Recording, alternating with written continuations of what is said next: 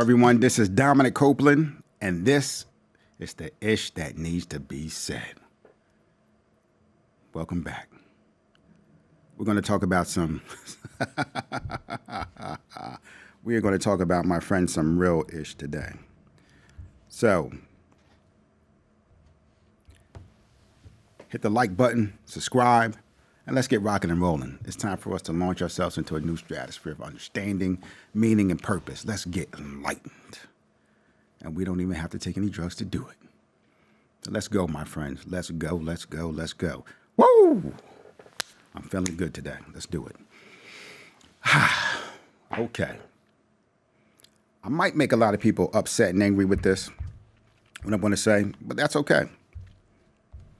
It's not the ish that you would like to hear. It's the ish that needs to be said. So I'm going to say it. You know, somehow I got elected to be the one to do that. I'm the one that I was waiting for, so I hopped into it and said, you know what, let's do it. Let's get down and dirty. So, January, Martin Luther King Jr. Day. Great day. Love it. I should get off for it to celebrate and be in the spirit, volunteer and make a difference, or, you know, give back to yourself, to your soul, to the things that you need. But what are we truly celebrating is my question.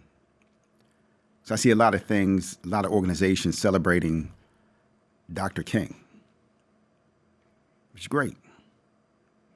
Dr. Martin Luther King Jr. But I asked myself, if Dr. King came back and he saw what we were doing, what would he say? Would he be like, oh, yeah, this is great. You guys, you got it. It's right on. This is what we're trying to do. This is what I wanted to see happen. The dream has been fulfilled. What would he say? You know what, everybody? Couple things. First, the dream wasn't about me. It's about we. It's about our people. It's about our advancement, about our society and what we would become. So to celebrate me, I understand, but we're not celebrating the dream. Are we living the dream? Are we achieving the dream? That's the celebration that we should be having. Not celebrating just me. Yes, I made a great sacrifice for my people. Celebrate that. But I shouldn't have had to make that sacrifice.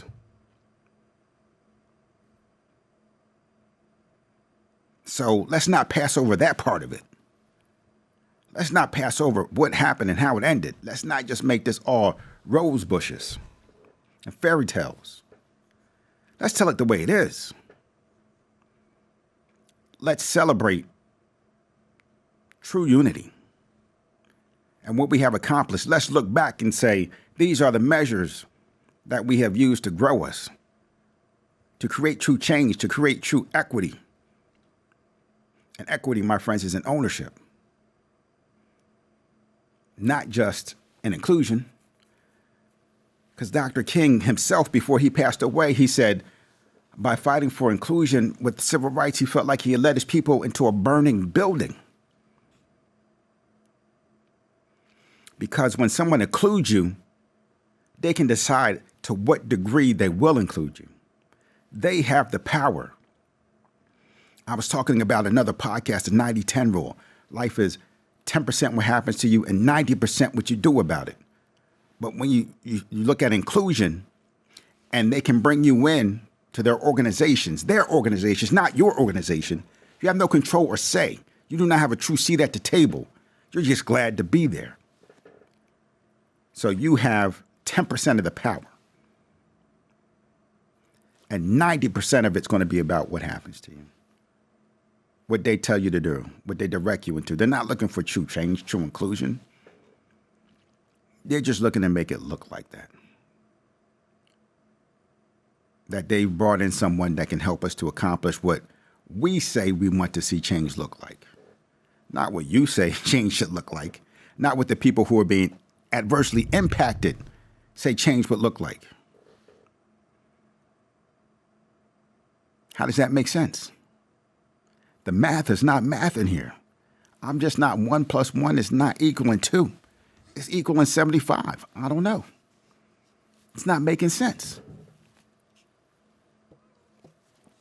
One of the big reasons it's not making sense is because we ourselves don't have a vision as Black Americans, a vision for what we want to accomplish. What is our vision for our people? What is our vision for equity and inclusion? What does that look like? Because we should be coming in determining, okay, this is what it's going to look like for us if we're going to be a part of this. If not, let's go build our own. That's power. Dr. King's father had the real dream. Dr. King's father owned real estate and land where white people rented from him. And if they didn't want to play with his son, Martin, he could say, I own this property. And if this is who you are and how you're going to be, you won't be here for much longer. He had power to do that. But when Dr. King came along, he realized his mistake later in life, where he called, and I'm not saying that that was his mistake, he called that his mistake. He said that. Those are his words, not mine. Okay? I do agree with what he's saying from the results that we've gotten over time. I agree with it.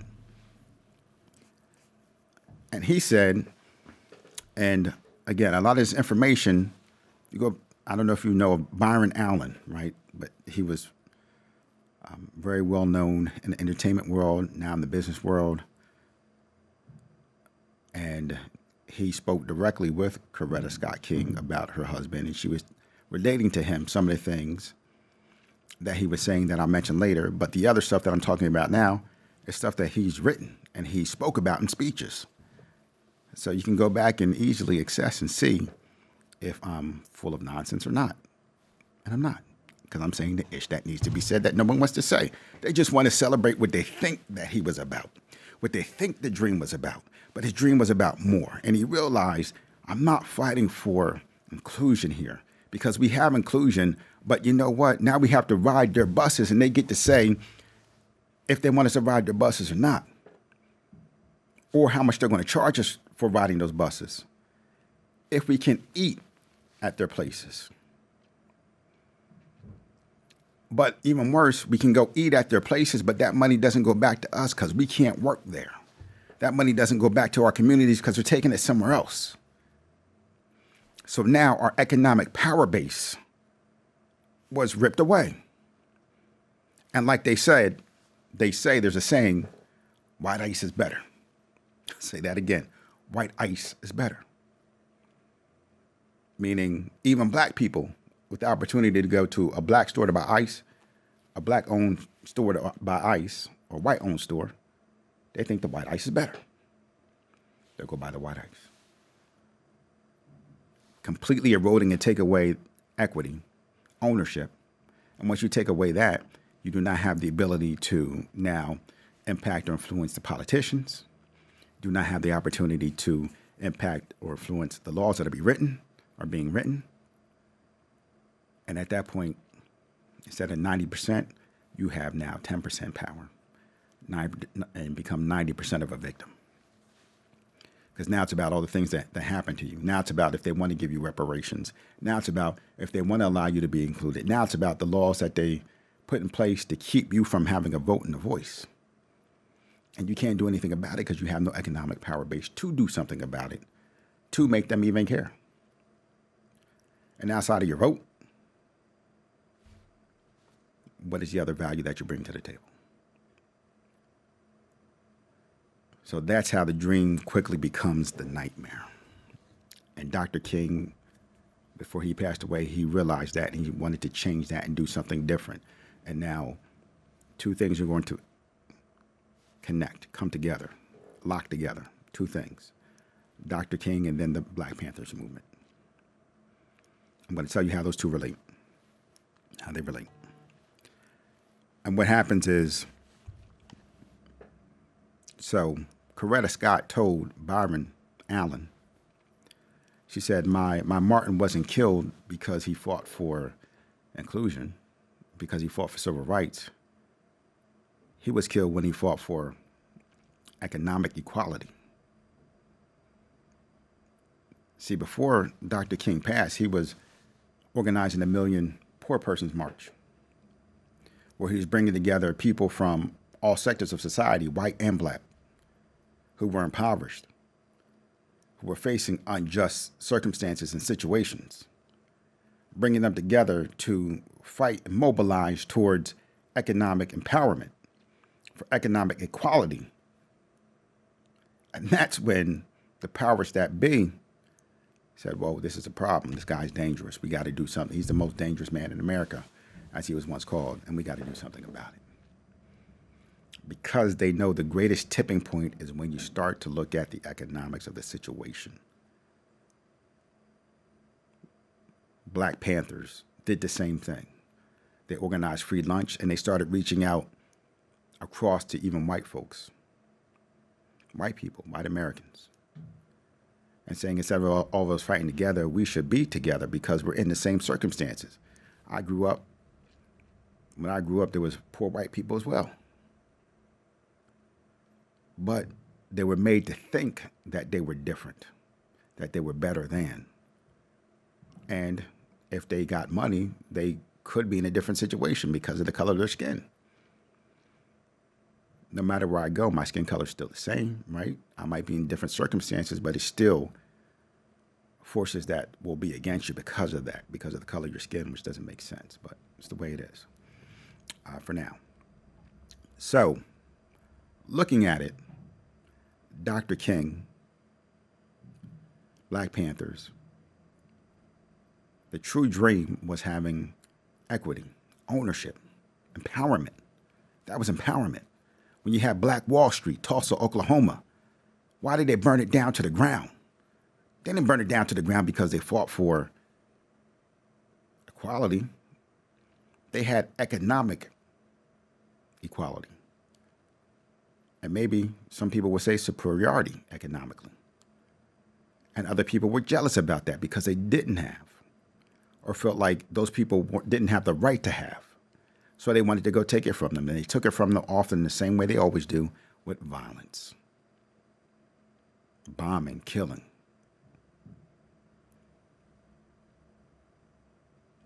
That is part of the true history of America, my friends. And of humanity, not just America, humanity has always acted in this way. And I believe one of the reasons is because we've never, as a humanity, had a vision for who we are, how we're becoming, what we're becoming, and how we're going to advance. What is the goal? When you're born into this world, what is the purpose? What is the vision? What is your life going to be spent doing, achieving, working towards? None of us knows. We just show up and become victim of circumstances for some of us. I think for all of us, because even those that might have more economic empowerment because of family situations where they may have money,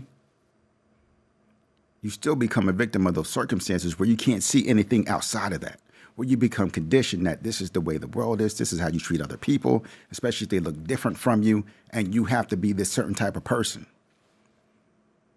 Your parents might tell you, hey, you can be president. Maybe you can be. Or they might tell you, you should be this, you have to be that. Now you get caught into that trap where you don't have the freedom to be around the people you want, the freedom to express yourself. You have to be what you're being told you must be. That's why you see someone like Anderson Cooper, who broke away from that and decided for himself, this is who I am. This is what I'm about. This is what I want to be. There were still privileges that went along with that, but he still had to break away and find himself, find his own voice. I'm going to ask you something real, okay? Ask you something real. If I say to you, tomorrow,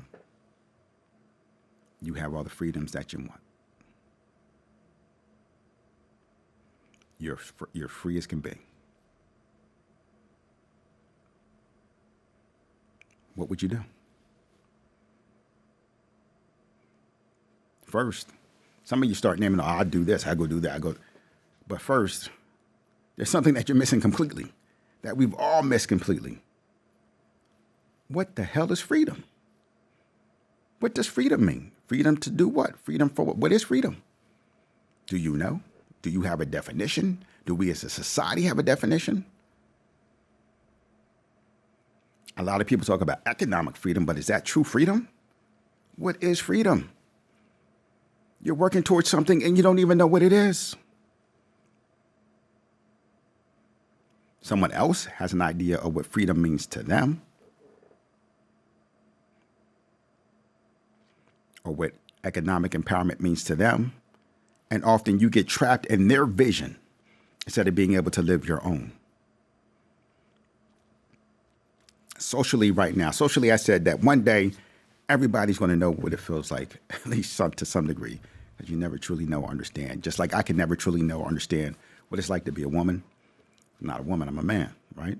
Born that way. And even if I had surgeries and everything else to try to change that, which I have no desire to ever do, but I would still not know what that's like because I wasn't born that way, and my body doesn't function in those ways.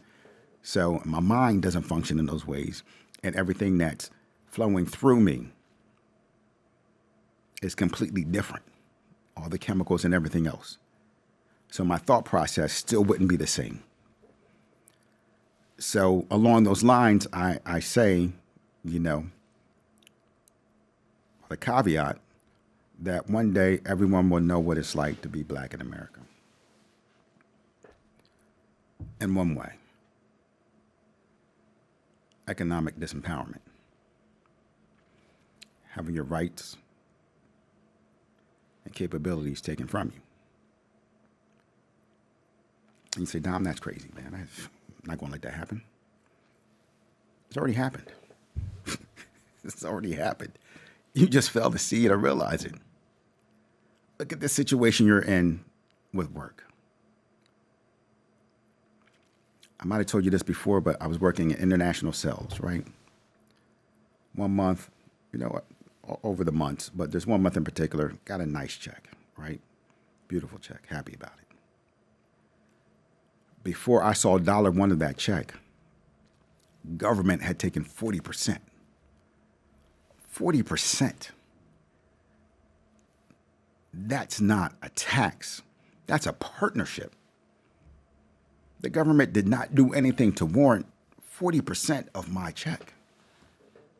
And you can say whatever you want, but I didn't get anything back above and beyond to warrant that 40%. If anything else, I've gotten less.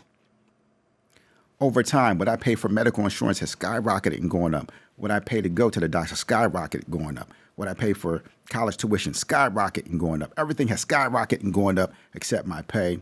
But the taxes that are taken out of that continue to go up. My friends, you already know what it feels like. Indentured servitude. Indentured servitude. How many of you are living off of credit cards? How many? How many? They keep you hooked into the system long enough, but you don't realize what's actually happening. And the dream becomes a nightmare. It's that frog in the boiling pot. You get in there, temperature's beautiful, it's nice and warm. Oh man, everyone hop in, this feels great. Temperature's fine, come on in. All your friends hop in, hey, yeah, this is great, this is the dream. Let's go to college, let's do all these great things. Let's get homes, have kids. This is the dream, it's the vision. This is what we want. Slowly but surely, that heat gets ratcheted up. One day you find yourself being served on a plate, not knowing how you got there. One day you find yourself being served on a plate, not knowing how you got there. Because you accepted those conditions without understanding what you were actually accepting, or that those conditions were even changing. You just felt the water was always fine, was always the same. Never challenging it, never stepping up to say, we need to do something different because what's happening right now is not acceptable. Not understanding the power that you have to make a difference, that not only you have, but you must exert in order for a difference to be made. If not, other people will do it and exert it to such a degree that you're not going to like what comes from it. And that's what we're seeing today. So when I look at it, the real dream, or even the next phase of the dream that Dr. King had, was for what he might call true freedom, that economic empowerment, economic equality, where now you can't just redline us and put us in certain neighborhoods because we have ownership of those neighborhoods. We have ownership of those real estate organizations. We have ownership or partnerships within the government with our taxes and our united vision is influencing the politicians and influencing the rules that are being written, the laws that are going into place. And there's laws that we don't like. Now we have an organism that we can utilize, our united, the united front that we now have, our economic empowerment that we can utilize to change those things in our own best interest instead of becoming victims of them. I've said a lot of things here today. Again, I said, this is the ish that needs to be said, not the ish you want to hear or you like, but what needs to be said and what needs to be talked about. So nothing but great love for Dr. King, but his words, his dream, his legacy wasn't instilled by him, but in part by some of those who stood against him. And just like we see with other things, where we see with Uncle Tom, Uncle Tom's Cabin, the story of Uncle Tom. We see with Colin Kaepernick. The story gets rewritten. And then the people that were standing against us use those stories to condition us. Say, oh, be docile, be patient, turn the other cheek. Don't fight for economic equality. Fight for inclusion so that you can be included, have a seat at the table somewhere until we decide that we don't want you there anymore, which is happening right now.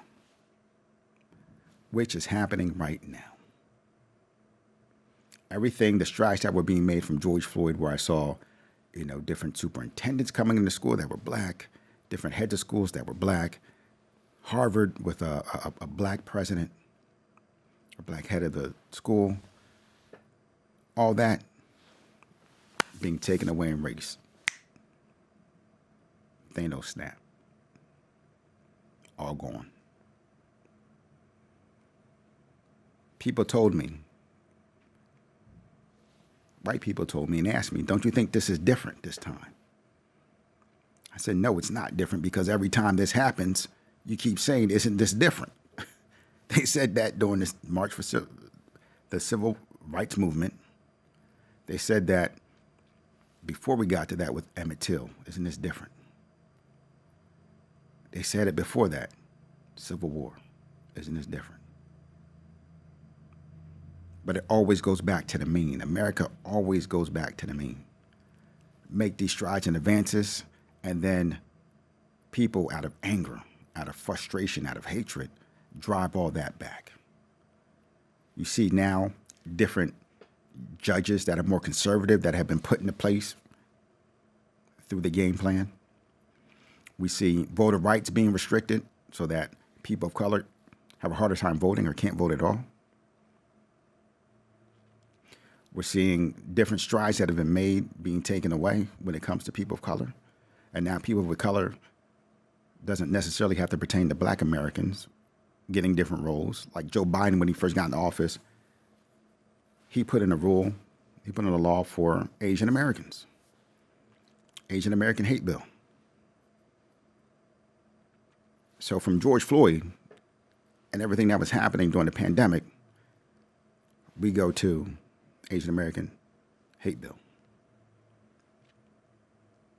The goal was that we were trying to change things once and for all in our country and its history with black Americans. But now we've gotten to a point where you see all these black people of influence being attacked, being torn down, being quote unquote canceled. It's happening on a large scale. And it's happening consistently. And it's not happening by mistake. It's not happening by mistake. Oh, you thought that you were free? You thought that you had equal rights? You thought that you had equity ownership? No. All gone. Go back to your place where you belong. The only way to truly change that, and if we start well where Dr. King left off, the fight for economic empowerment for Black Americans and then for all Americans. Because right now, we're all under siege. Your paychecks are getting less or staying stagnant, and everything else is getting more. They are slowly turning you, my friends, into a human ATM machine. We, as Americans, and maybe globally, we're great and fantastic consumers to such a degree where people are fighting over a pink tumbler.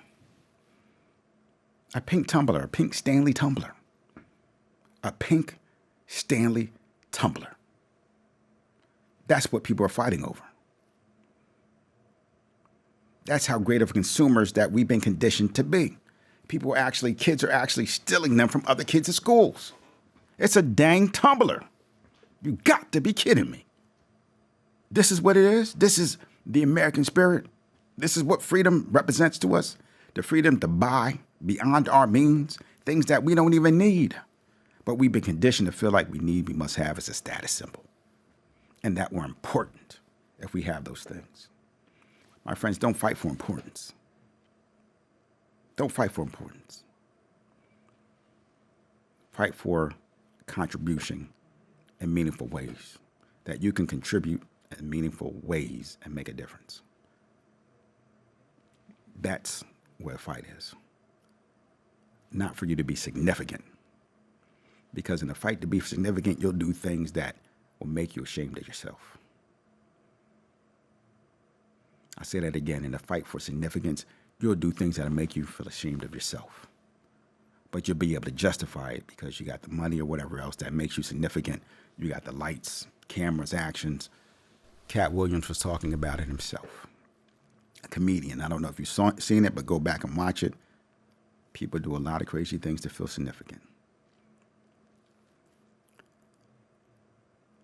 That's not who we are. That's not what we're about. We want to contribute and make a difference within ourselves, others, and the world around us. Develop and grow our world. If we could do that, my friends, we have an opportunity to live a great life. To leave a great legacy for our planet that will live well beyond us. That other people will be able to benefit, not because we tore it down and destroyed it, because we built it up. We enlightened it. So, it's time for a new dream. Because the dream that we're being told was the dream is not the dream. It's only part of it.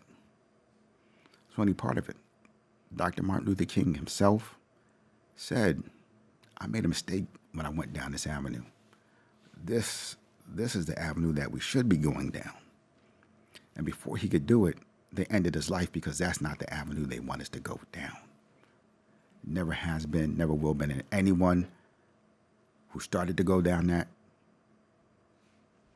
checkmate, wiped off the board. So you tell me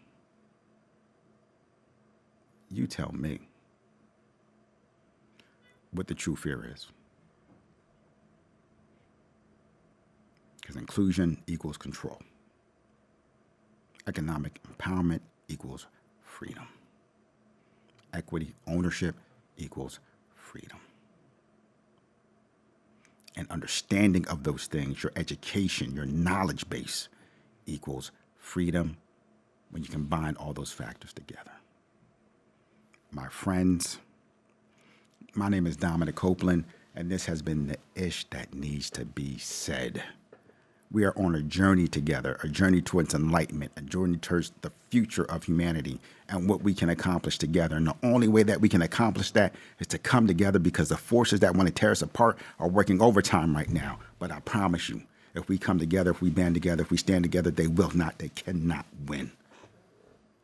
We will rise. We will be enlightened. We will overcome. And the tomorrow that we live will be better than any dream that we could have ever had. Because we can't dream of what will be brought to us once we come together. Now's our time. This is the place, and we are the ones. Hit the like button, subscribe, come back, let me know what you think, and let's rock and roll, my friends. Together we rise. Together we rise. Together we rise. It's time. It's time. It's time. I'll talk to you soon. It's time.